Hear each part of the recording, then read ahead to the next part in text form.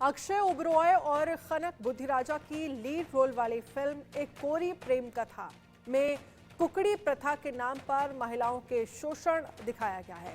इस फिल्म की कहानी दुल्हन के वर्जिनिटी टेस्ट पर आधारित है। अगर आप इस फिल्म को देखने का मन बना रहे हैं तो जान लीजिए कैसी है ये फिल्म। एडिटर उदय प्रताप सिंह ने फिल्म के स्टार कास्ट से बात की है, सुनिए। नमस्कार, मैं हूं उदय प्रताप सिंह। आप देख रहे हैं इंडिया न्यूज और न्यूज एक्स और आज हम एक बेहद खास फिल्म के बारे में चर्चा करेंगे जो एंटरटेन करने के लिए तो जरूर आ रही है मगर आपको एक खास संदेश देने के लिए भी आ रही है। बिकॉज कहा जाता है कि फिल्म जो हैं वो भी बदलाव ला सकते हैं हमारे देश में।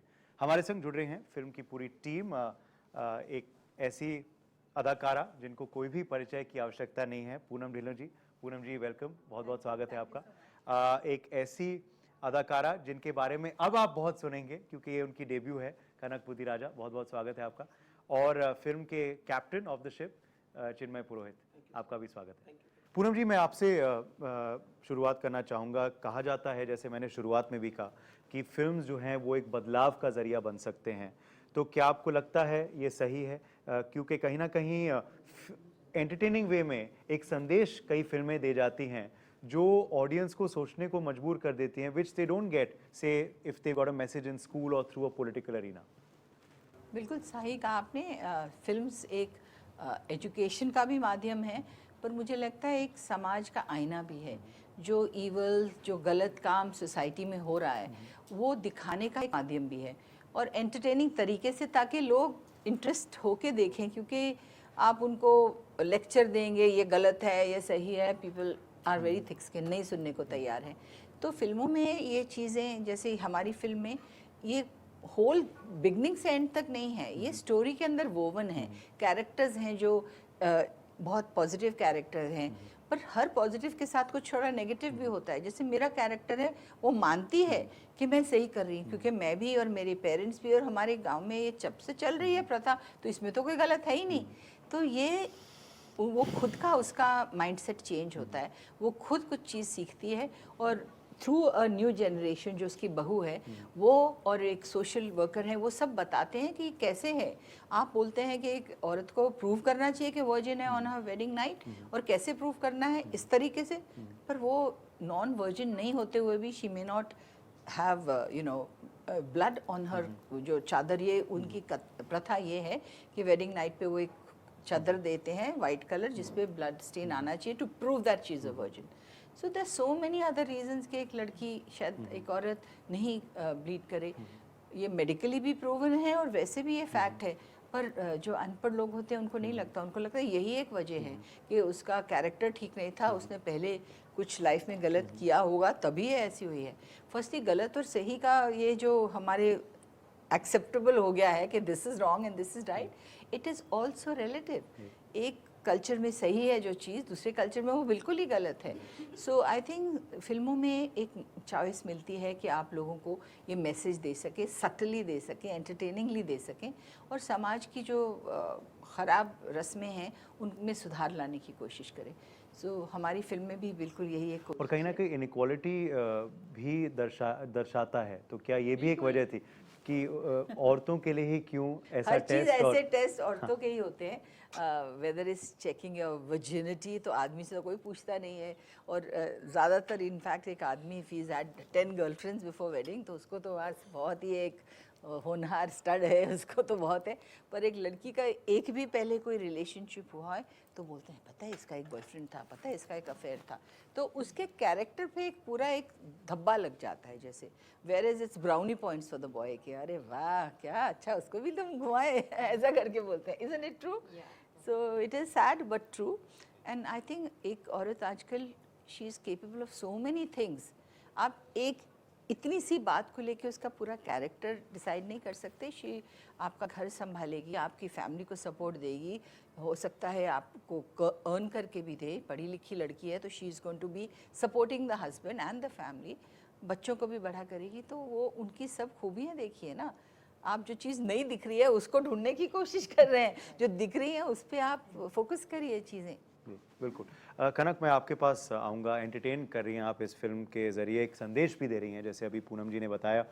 for you, you know, it's a very unconventional debut. But do you accept that? और क्या और मगर क्या ये बड़ा खास डेब्यू है क्योंकि आप बिल्कुल ही टाइपकास्ट को काफी हद तक ब्रेक कर रही हैं इस फिल्म के जरिए. Yeah, so when this role came to me initially, like Gen Z हम सोचते हैं कि ये अभी भी हो रहा है ऐसा. So I was very shocked कि ऐसे चीज़ पे फिल्म बनाई जा रही है कि ये कौन पूछता है आजकल कि are you a virgin or not? This is like something, I mean, inhuman, हम सोच भी नहीं सकते हैं.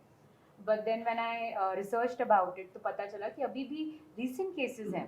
जयपुर में 2019 में केस हुआ है. And like there are communities like Kanjar बात in Maharashtra जहाँ ये आज भी हो रहा है. So like our director like earlier told us कि हम लंदन में भी recently screening के लिए गए थे और वहाँ पे there was a gynecologist from central London who came and told me कि Khanak, this is not just happening in India, this is a global issue. And she told me that even Princess Diana had to go through this. So imagine coming from that royal family and हम आज India की बात कर रहे हैं, ये global issue बन चुका है that we need to address. And I think हम अभी भी हिचकिचाते हैं virginity word use करने में. And I think through this film we want to normalize that.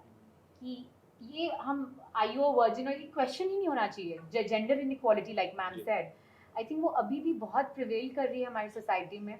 कि अभी भी हम सोचते हैं कि लड़कियाँ ये नहीं कर सकती. Like girls have outshined everywhere and उन्होंने prove कर दिया है कि हम लड़कों से कम नहीं हैं. तो और वैसे भी एक हीरोइन के डेब्यू के लिए भी लोग जैसे आपने बोला अनकन्वेंशनल है.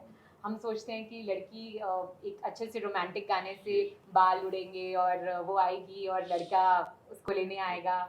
सो आई थिंक मेरे में भी बाल उड़ रहे हैं बट मैं बाइक चला के आ रही हूँ, मेरे बाल उड़ रहे हैं. सो आई थिंक थोड़ा सा एक अनकन्वेंशनल डेब्यू है but it's very special for me where I'm breaking those stereotypes and when people should feel कि ये हीरो है इस फिल्म का. और फिल्म का पोस्टर भी वो स्टीरियोटाइप्स को ब्रेक कर रहा है क्योंकि I can see heroine has been given huge prominence on the poster unlike what we see in other films also. तो ये भी मुझे बड़ा अच्छा लगा ये पोस्टर देखकर. चिन्मय जी, मैं आपके पास आना चाहूँगा. एक तो ऐसी कहानी जब आप बनाते हैं ऐसे टॉपिक पे तो बड़े सेंसिटिवली बनाना पड़ता है, यू नो, बिकॉज ये एक ऐसा इशू है which needs to be sensitively handled. तो क्या ये जहन में था आपके और ये ख्याल आया कैसे? सबसे पहले ये आइडिया मेरा नहीं था. एज ए डायरेक्टर मेरे पास जब ये आइडिया आया, स्क्रिप्ट आई, तो मैंने स्क्रिप्ट को पढ़ने के बाद बहुत रिसर्च किया और सबसे पहले मुझे वो लगा था माय गॉड, आज की तारीख में 21वीं सदी में ये ऐसी कौन बात करेगा यार, वर्जिनिटी टेस्ट. सच कहूँ तो जैसे कई जगह ऑडियंस में आज भी कई लोग को इसके बारे में पता नहीं है, जैसे मुझे पता नहीं था. फिर मैंने जब रिसर्च किया तब पता चल गया ऐसा तो बहुत कुछ हो रहा है. तो जब मैंने स्क्रिप्ट को रीराइट किया, रिस्ट्रक्चर किया, तब एक ही बात को मैंने खास ध्यान में रखा कि जो लोग इस प्रथा में मानते हैं उनका भी एक बैक स्टोरी था. तो वो प्रथा को भी मैंने एक करेक्ट लेबल दिया कि प्रथा ऐसे नहीं है, कुछ न कुछ तो हुआ था तभी ये प्रथा अस्तित्व में आई होगी. क्योंकि उसको भी आपको इतना एम्फेसाइज देना पड़ेगा, उतना सब. और फिर आज की तारीख में हमेशा क्या होता है कि जब एक प्रथा शुरू होती है ना, फिर लोग ब्लाइंड बन के उसको फॉलो करने लगते हैं और उसमें अन्याय होना शुरू हो जाता है. एक्चुअली समाज जब पंचायत बनती है, समाज क्यों बनता है? क्योंकि इंसान को न्याय दिलाने के लिए. फिर समाज इतना आगे बढ़ जाता है कि इंसान को ही भूल जाता है. तो सेम एक इंसान ऐसी आती है जो कहती है प्रथा आप लोग ब्लाइंडली फॉलो कर रहे हो, गलत है. वर्जिनिटी से आगे इंसानियत है. एक औरत है, एक औरत का मन है, एक औरत का दिल है, एक औरत का इमोशन है. सिर्फ मतलब मैंने फिर इस कहानी को इस तरह से लिखकर ऐसे डायरेक्ट किया कि आज जब मतलब 8 साल की लड़की से लेकर 80 साल की औरत सब लोग देखेंगे फिर भी उनको लगेगा कि कोई भी फैमिली फिल्म लगेगी.